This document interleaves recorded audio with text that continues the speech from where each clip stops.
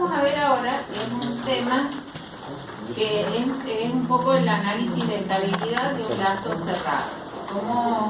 ¿Cómo podemos analizar el comportamiento de un lazo cerrado sabiendo si es estable, inestable, en condición de oscilación permanente? Lo primero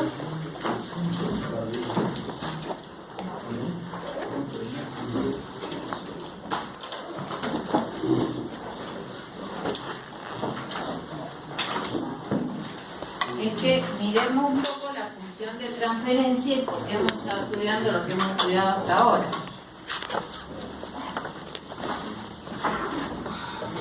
Cuando uno analiza una función de transferencia cualquiera, decimos que es la transformada de Laplace de la salida sobre la transformada de Laplace de la entrada.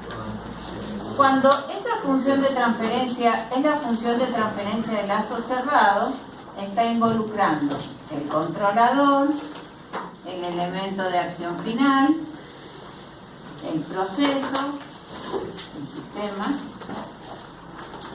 un sensor, transmisor,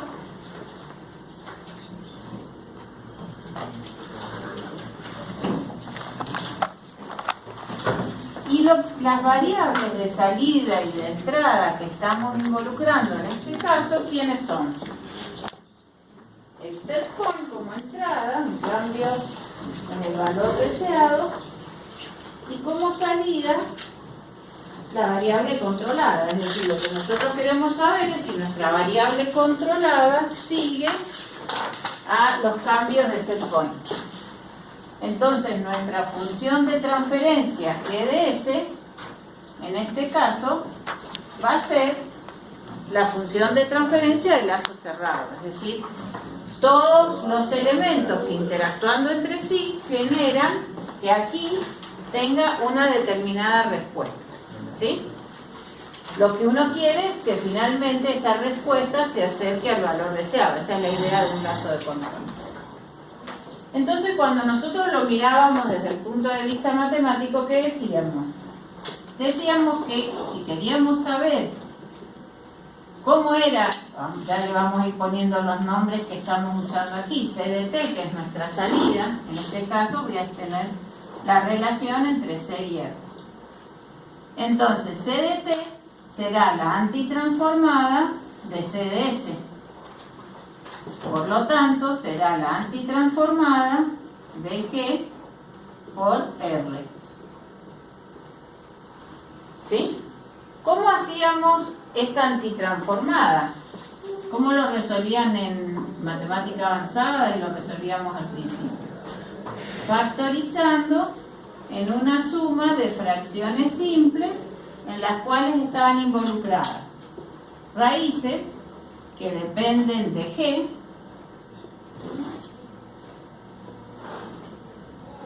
y raíces que dependen, vamos a hacer así,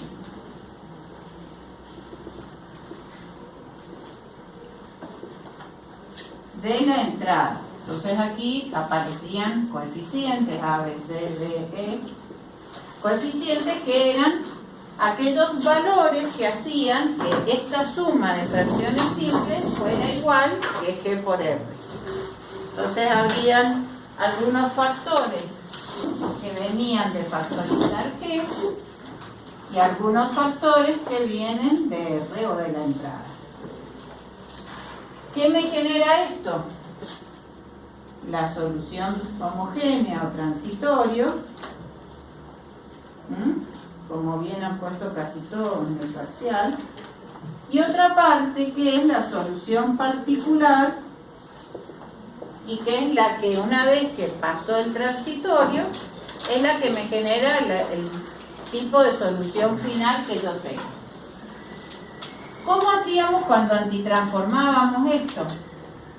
¿Qué nos quedaba acá? A por E a la P1 por... Bueno, lo vamos a poner en forma general. Vamos a ponerle a todos estos A. Así me queda más fácil. A1, A2, A3, B1, B2. Nos quedará una suma de factores A sub I elevados a la PI por T, más una suma de factor. A la menos PI por T no sería. Sí, pero lo que pasa es que el signo lo da después del por. O sea, lo que uno quiere es que sean menos, pero el menos ya está. Y la suma de los B sub I por E a por P, digamos. A, B. Entonces, ¿qué es lo que nosotros analizábamos para saber si el sistema era estable o no? Que estas raíces, P1, P2, P3, de G, tuvieran parte real negativa para analizar que ese transitorio fuera decreciente, fuera una suma de exponenciales decrecientes, que podían decrecer sin oscilación, como en este caso, en el cual las raíces eran reales sin parte imaginaria, o podían decrecer siguiendo una solución oscilatoria cuya envolvente la daba la parte real, ¿sí? Entonces, en definitiva, el análisis de estabilidad reside en el análisis de las raíces y fundamentalmente del signo de la parte real de la raíz, ¿sí? Por eso es que lo que nosotros estamos mirando acá es el análisis de la raíz de cada uno de esos factores del denominador. ¿Oportunidades del Bolton? Ay, no me fijo. La 8. Sí.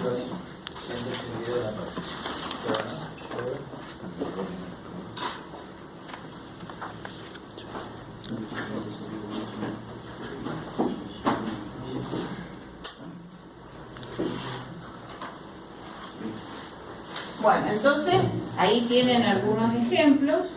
¿Qué pasaba cuando la función de transferencia, ahí está analizada con una función que podría ser más bien una función de lazo abierto,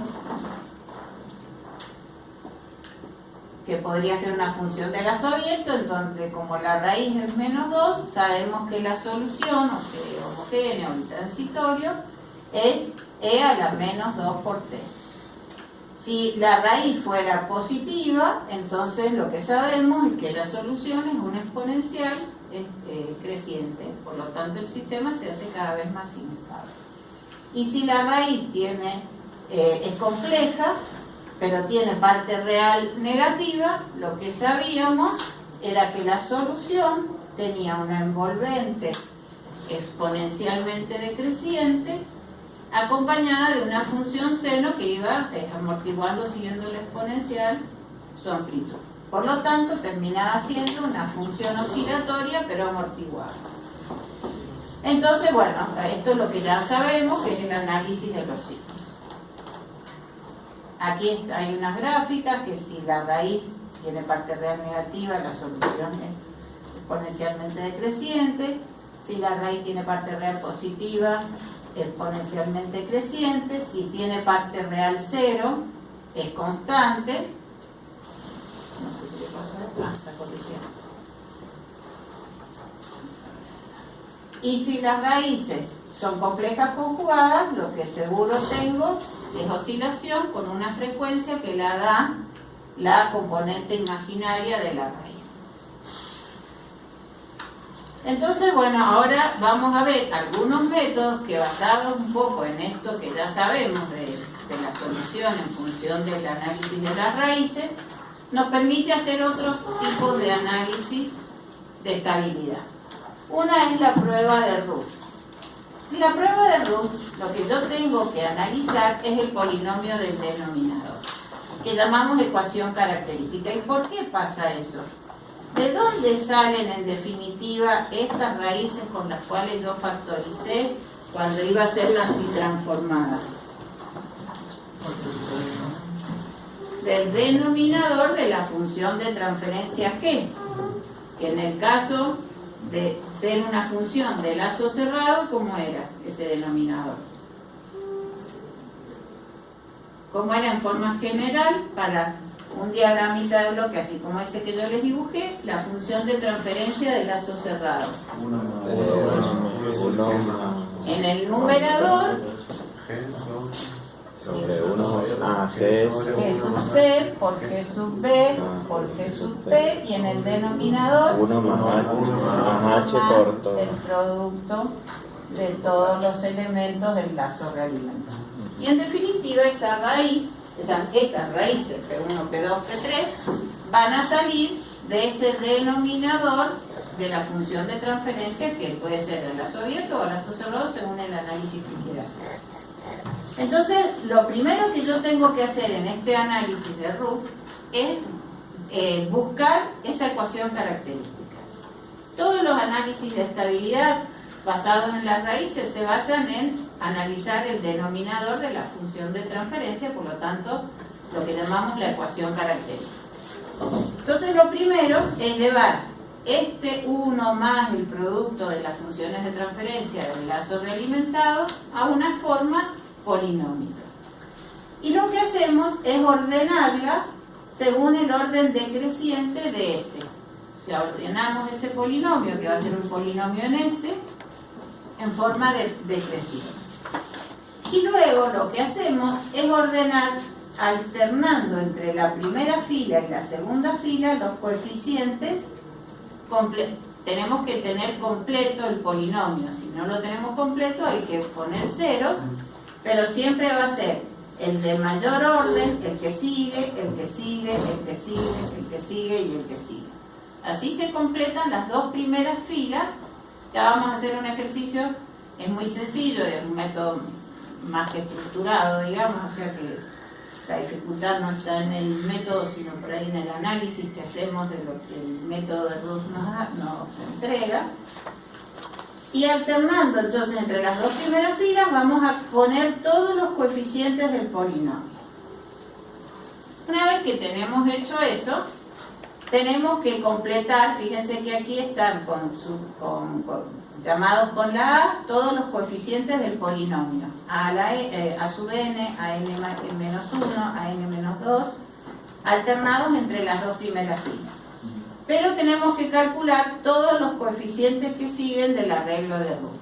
La característica del arreglo de Routh es que siempre me va a generar un arreglo triangular. Es decir, cada fila va a tener un 0 más que la anterior siempre al final, o sea, voy a tener un elemento distinto de 0, al menos distinto de 0 en las filas que siguen. ¿Cómo hacemos esto? Yo a veces, esto es como está presentado en Smith y Corrigio, en Bolton, pero yo por ahí lo que hago es tomar esto como un pivote y hacer un cuadradito que a veces para recordarlo es más fácil. Hacemos un cuadradito entre la primera columna y la columna siguiente al que queremos calcular. Entonces hacemos un cuadradito así. Y siempre multiplicamos el pivote por el extremo opuesto y le restamos el producto de la diagonal cruzada, dividido el pivote. Entonces así siempre se van a acordar. Cuando tengo que calcular B1 es AN... Ahí está al revés. Ah, no, está bien porque ha simplificado. Porque acá es AN-1 por AN-2, pero al dividir después por el pivote se simplifica. Y menos este producto dividido el pivote. Si tengo que calcular voy a hacer siempre estos dos, pero por la fila subsiguiente a la fila que quiero calcular. Entonces voy a hacer por menos por dividido el pivote. Y así voy repitiendo en esta siguiente fila. Lo que va a ser pivote es B1 y voy a hacer otra vez el cuadradito y el producto de las diagonales. De esa forma voy a ir con... ¿Qué pasa? Como siempre el cuadradito lo hago con la fila siguiente, siempre la última fila, en el último elemento distinto de 0, son ceros. Entonces ya me va quedando, cuando quiera calcular que como acá son ceros, acá le aparece un 0. Por eso siempre el arreglo es triangular. ¿Qué es lo que me dice este método? Este método no me da directamente el valor de las raíces, que sería lo que yo tengo ahí.